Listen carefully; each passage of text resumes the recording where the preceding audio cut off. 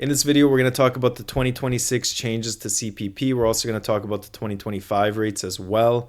If you thought the middle class was getting squeezed already, you're going to notice there's going to be an additional burden with these changes to CPP to the middle class, okay? So it's important that we talk about and that you remain informed about these changes. So let's get to it with the regular CPP contribution rates and maximum. All right, so we're going to take a look at 2025. So in 2025, your maximum CPP, once you had a salary of 71,300, once you had a salary over this amount, it was maxed out and you didn't have to pay more into CPP. How is this maximum calculation calculated? Well, you have the 71,300, you minus this basic exemption amount, okay? And you multiply it by 0.0595 or 5.95%. So that was your maximum annual employee and employer contribution for 2025. As you can see from the years with the inflation movements, they seem reasonable. They're not crazy changes year over year. However, if you do look at it from a 10-year change, you'll see in 2026 the maximum contribution is 4,230. In 2016 it was 2,544.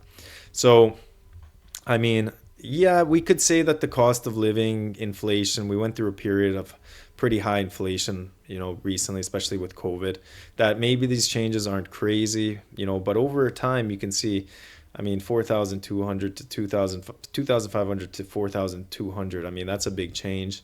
Again, this is the burden to you, the employee, and to your employer.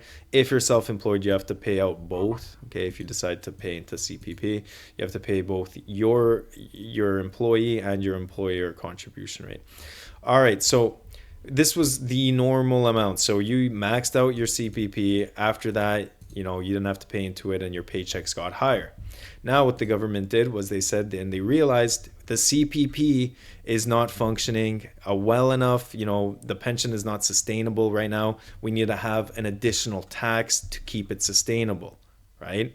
There's only two really good ways to fix the pension problem. Is you either have more people working, more people paying into the CPP, right, to help with the retirement burden when they retire, and the government pays out a pension, or we just up the rates for the people that are already working. So I think they had a push with immigration, trying to have more people come into Canada.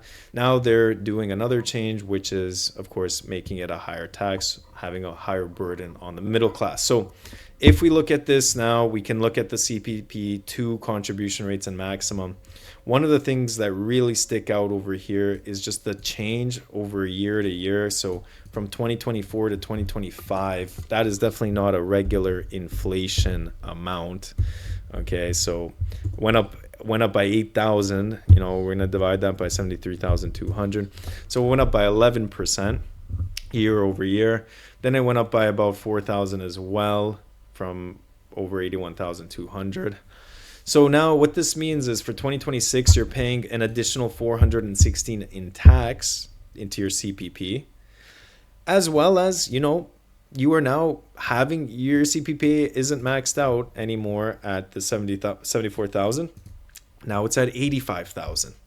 Remember those checks in December where you received a higher paycheck, and you didn't know why, but you were really happy. It was during the holidays and you felt good about it. Well, now it's harder to have and receive those checks, because now for you to clear the CPP contribution, you have to make a salary of over 85,000. And that's not going to stop here, right? At some point, this is in a couple of years going to be 100,000. And at some point, you won't even be able to clear that CPP if you haven't already.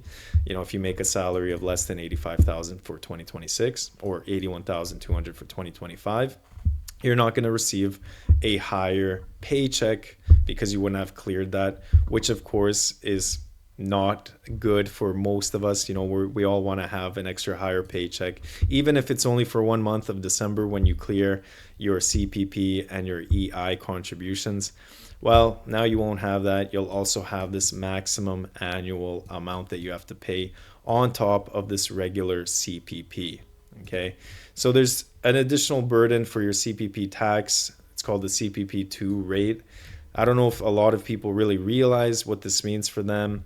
and what the implications are going to be, year over year and into the future. So this is something to keep in mind. CPP is very important for sure for retirement, although the burden that, the people that face the most difficulties when paying into the CPP is definitely that middle class. Perhaps there could have been a better way for maybe, the highest bracket earners to pay into it and help, rather than have all of the middle class pay this additional burden, right? Which of course we know that cost of living is high and things are not easy right now, so it would be nicer and better if we paid less taxes, right? But this is important for you to know about CPP and CPP2, the changes for 2026 and 2025. If this video helped, subscribe to the channel, okay? There's going to be more Canadian tax guidance videos such as this. We're going to talk about CPP more. We're going to talk more about CPP, RRSP, TFSA, all those really nice topics that you want to know and learn more about. So do subscribe so you don't miss anything. And remember, this is just general information. This is not personalized tax advice.